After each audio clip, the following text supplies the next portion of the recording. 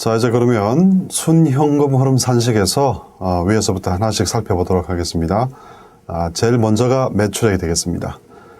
자, 이런 매출액 추정에 대해서는 세 가지 유형으로 살펴보겠는데, 우리가 실무적으로 매출액 추정은 이러한 투자한 분석 또 가치평가 목적으로 소득접근법, DCF 같은 소득접근법을 통해서 매출액을 추정할 경우에 이 매출액 추정이 차지하는 평가, 최종적인 평가 금액에서 차지하는 의미는 대단히 큽니다. 제 감으로 설명을 드리면, 아마도 한 3분의 1 정도, 전체 평가 과정에서의 3분의 1, 어떤 의미에서는 한 반 정도까지도 이 매출액 추정이 결과적으로 평가 결과에 영향을 미친다. 이렇게 말씀을 드릴 수도 있겠습니다. 방법 1 같은 경우에 매출액에 직접 예상 증가율을 적용시켜서 추정 매출액을 구하는 방식이 되겠습니다. 예를 들면 전년도 매출이 10억이다. 예상 매출액은 1.1을 곱해서 11억이 나오는 이런 좀 간단한 형태의 추정 방식이 되겠습니다. 그러나 이런 방법도 조금 더 몇 가지 요소들을 좀 감안을 하면 상당히 정교한 형태로 변형이 될 수 있습니다. 예를 들어서 한 3년치 추정액을 구할 때 기본 성장률을 한 10% 정도로 두고 나서요. 그 다음에 여기에 증가 요인들을 꼽습니다. 몇 가지 증가 요인들을 다 꼽아서 각각의 증가 요인들을 다 구해보면 이것이 한 플러스 3% 정도의 요인으로 작용할 수 있다. 그 다음에 감소 요인, 여러 가지 규제 관련된 감소 요인이라든지 여러 가지 형태의 감소 요인들을 다 감안하면 최종적으로 예를 들어서 한 11%로 조정이 된다든지 2년차는 이런 요인들을 감안했을 때 감소 요인들이 더 많다. 그래서 9%. 그 다음에 3년차에는 플러스 마이너스 제로가 돼서 10%로 남는다든지 이렇게 간단한 몇 가지 요인들을 감안해주면 이런 기본 골격도 조금 더 정교한 형태로 바꿔줄 수 있다는 겁니다. 방법 2에서는 전체 시장 추정액에 대해서 마켓 쉐어를 적용하는 아마도 가장 일반적으로 사용되는 이런 매출액 추정치를 구하는 방식이 되겠습니다. 그래서 전체 추정액 시장을 추정하고 예를 들어서 이것이 내수 시장과 수출 시장에서의 전체 시장을 추정하고 나서 여기에 마켓 쉐어를 곱해서 구체적인 회사의 혹은 구체적인 사업의 매출액을 추정해내는 방식으로 이렇게 접근하는 방법이 두 번째 유형이 되겠습니다. 마지막으로 이제 세 번째 유형은 수량과 단가를 분리해서 퀀티티와 프라이스를 분리해서 추정하는 방법이 되겠습니다. 좀 정교한 추정이 되면은 반드시 이 세 번째 방법인 수량과 단가 요인을 분리해서 추정치를 작성하는 것이 좋겠습니다. 자, 그래서 판매 수량, 퀀티티와 단가를 따로따로 추정해서 100만 개를 팔 수 있으니까 각각 한 개에 만약에 1,100원이라고 하면은 11억 원의 금액이 추정되는 방식으로 접근해야지 수량과 단가 요인이 어떻게 영향을 미치는지를 따로 분리해서 볼 수가 있고 또 이러한 요인들에 대해서 향후의 추정치가 어떻게 영향을 받을 것인가라는 것을 분리해낼 수 있다는 겁니다. 이렇게 좀 판매 수량과 단가를 좀 따로 한번 살펴보면요. 먼저 수량을 추정하는 방법은 또 어떤 형태로 구체적으로 나올 수 있는가라는 측면에서 보면 첫 번째 방법은 유형 1번에서 증가율을 우리가 수량에 대해서 증가율을 이렇게 구할 수 있겠죠. 이게 10억이 아니라 10억 개다 이렇게 할 수 있다는 겁니다. 역시 두 번째 방법은 이 방법 2에서 시장 점유율을 그대로 또 적용시킬 수 있겠습니다. 여기서 110억 원이 아니라 110억 개라고 하면 이 중에서 몇 개가 구해질 것인가, 몇 개를 팔 수 있을 것인가라는 것은 역시 점유율을 통해서 수량 자체를 구해낼 수 있겠죠. 자, 그 이외에도 다른 여러 가지 방법들을 통해서 수량을 추정해낼 수가 있는데, 뭐 예를 들면 수요처가 있다고 했을 때 이 수요처의 생산 계획 같은 것을 우리가 추정에 활용할 수 있다는 겁니다.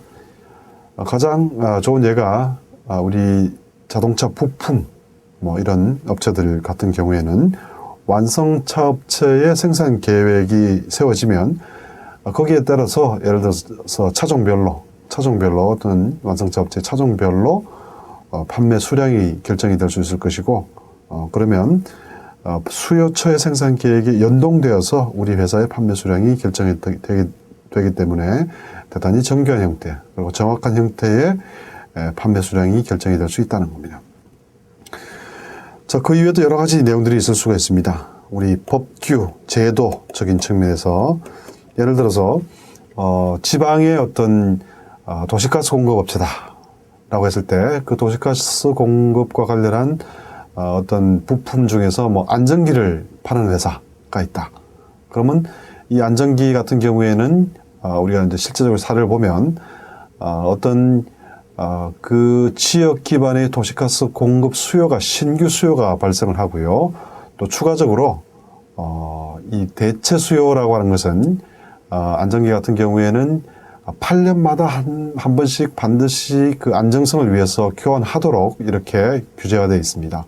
그래서 신규 수요가 그 지역의 어떤 도시가스 공급업체들의 어떤 협회 같은 것을 통해서 신규 수요가 정해지고 또 추가적인 대체 수요가 법규에 따라서 8년마다 한 번씩 대체 수요가 발생한다. 이렇게 가정하게 되면은 대단히 좀 정교하고 정확한 형태의 판매 수량이 결정이 될 수 있다는 겁니다.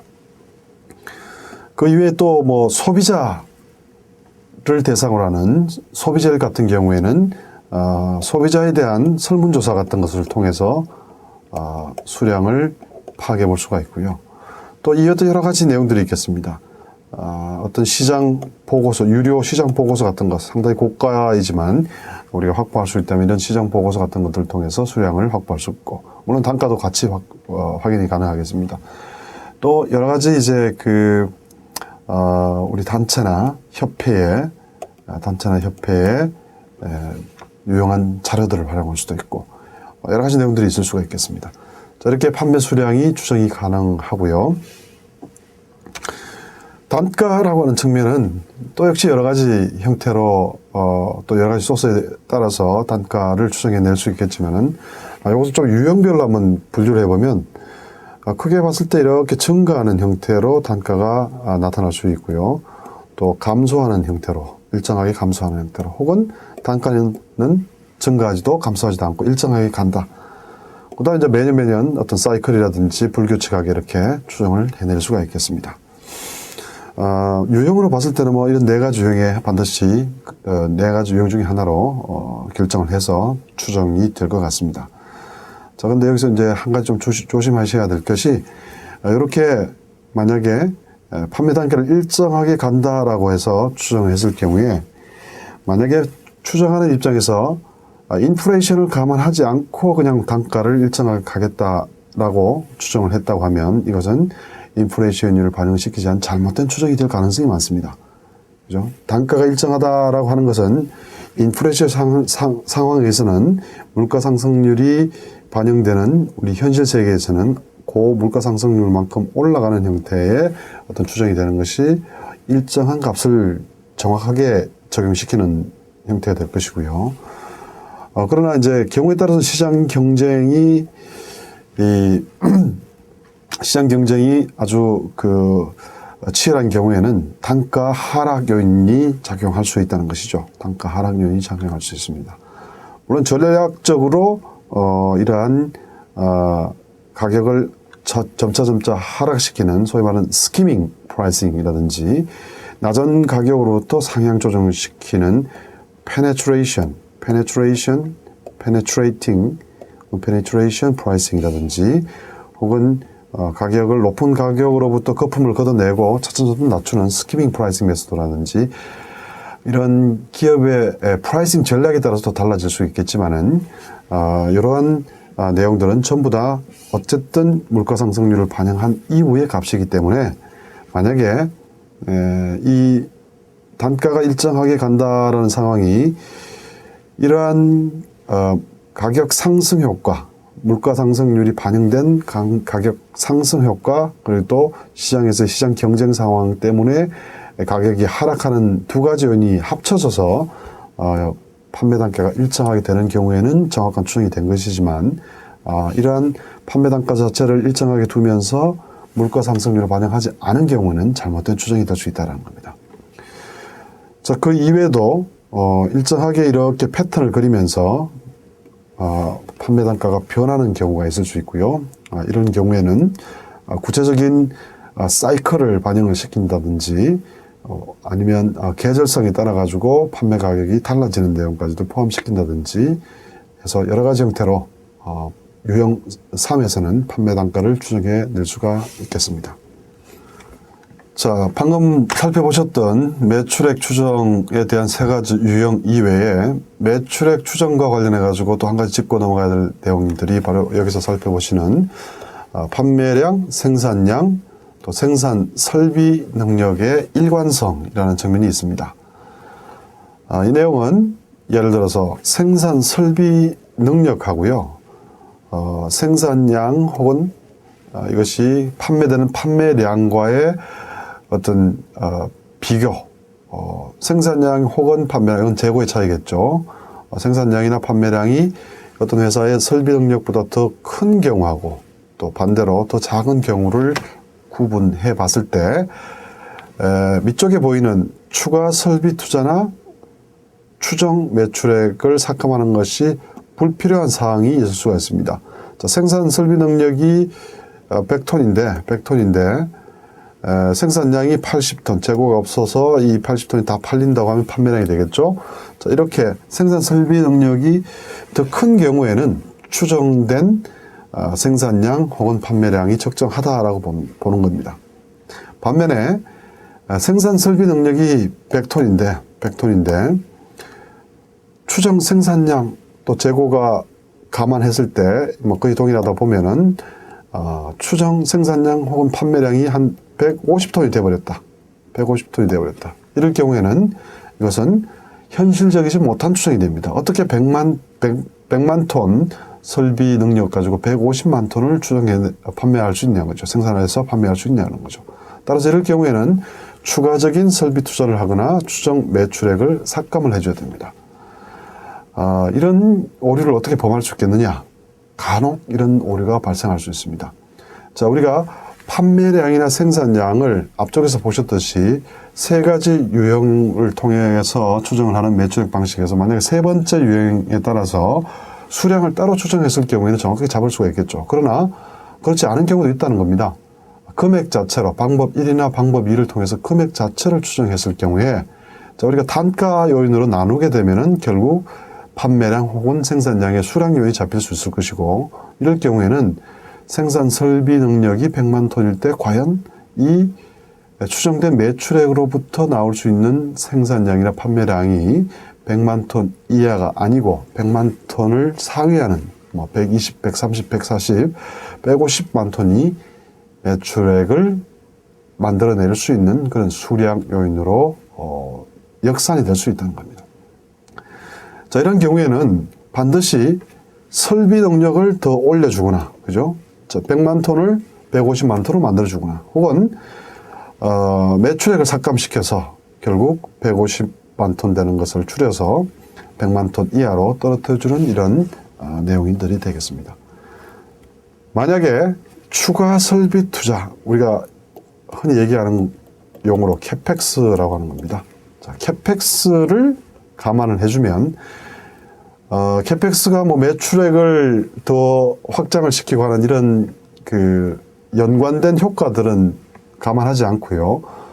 자본적 지출, 추가 설비 투자 혹은 캐펙스 이런 단일 요인들로만 생각을 했을 때, 만약에 이것이 가치 평가다라고 할 경우에, 또 주식 가치 평가를 한다고 하면은 이런 추가 설비 투자 단일 요인은 주가를 떨어뜨리는 요인이 되나요? 혹은 주가를 상승시키는 요인이 되나요? 자, 여러분 한번 생각해 보십시오. 저 추가 설비 투자라고 하는 것은 캐펙스 자본적 지출이 되고요.